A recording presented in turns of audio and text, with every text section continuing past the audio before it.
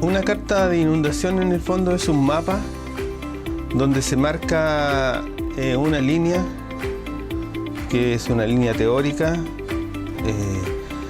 que se deduce a través de cálculos matemáticos y físicos para determinar el alcance que pudiera tener la ocurrencia de un terremoto en el mar, un maremoto que se llama, que sea capaz de generar un tsunami, que tiene que tener algunas características como una posición de levantamiento del fondo marino, y además tiene que ser de una magnitud que mueva un volumen importante de agua que genere olas que produzcan un tsunami.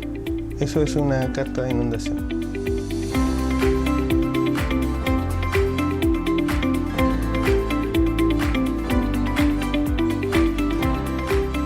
Bueno, esto tiene que ver con el riesgo. El riesgo es, en el fondo, es una probabilidad. Es la probabilidad de la multiplicación de dos medidas estadísticas que miden en primer lugar el peligro de que ocurra un evento y en segundo lugar la vulnerabilidad. Entonces la multiplicación de estos dos valores entrega un riesgo. Es un término estadístico. Sin embargo, en palabras simples significa que el peligro de que ocurra un tsunami es alto en la zona norte. Es muy alto porque tenemos evidencias de que han ocurrido antes este tipo de eventos. Han ocurrido y están los vestigios, están los indicios en el fondo marino, en las costas.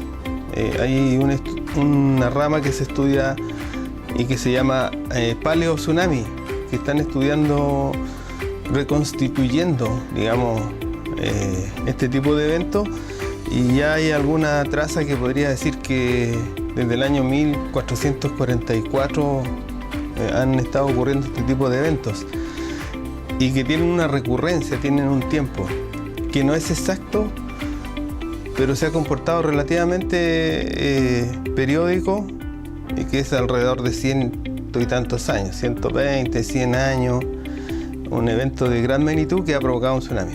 Entonces el último fue el del año 1878 y ya estamos a 130, casi 140 años de ese evento. Entonces esto no ocurre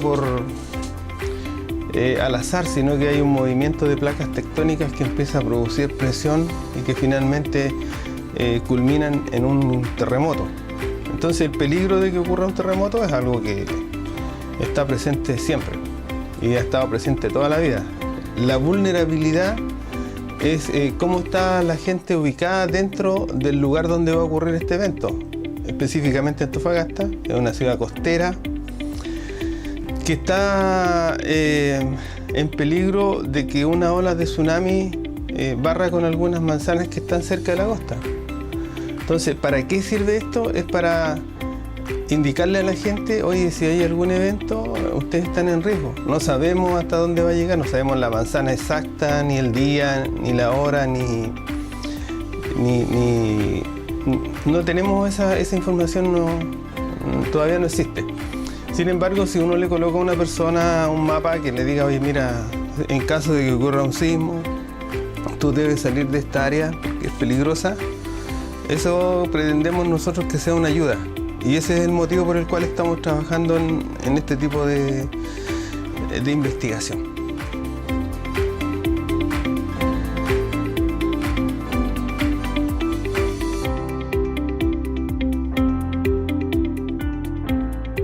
Una de las características de los tsunamis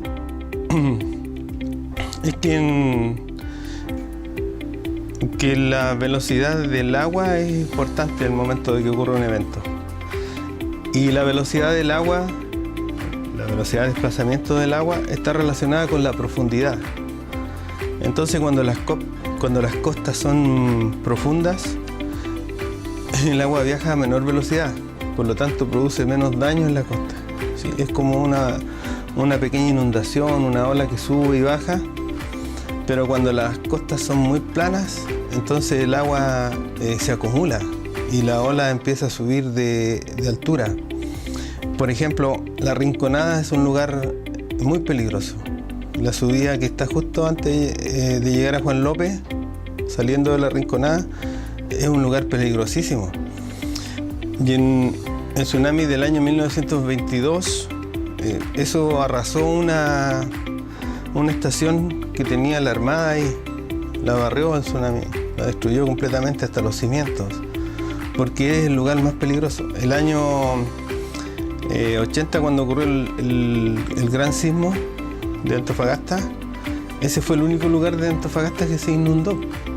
O sea, se cortó el camino hacia Juan López porque es el lugar más vulnerable, porque la costa es muy plana. Entonces aquí en estos lugares, por ejemplo, frente al puerto, nosotros podemos ver barcos que están muy cerca de la costa. Y están cerca de la costa porque es más profundo. Hornitos, mejillones, y son costas muy planas, entonces son más peligrosas.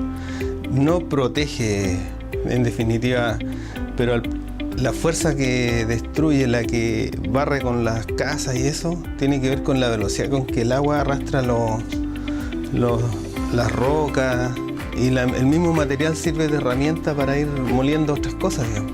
Entonces, las costas de Antofagasta son relativamente protegen, pero un poquito, ¿no? Digamos, no vamos a decir que estamos protegidos por la costa porque eso no sería verdad.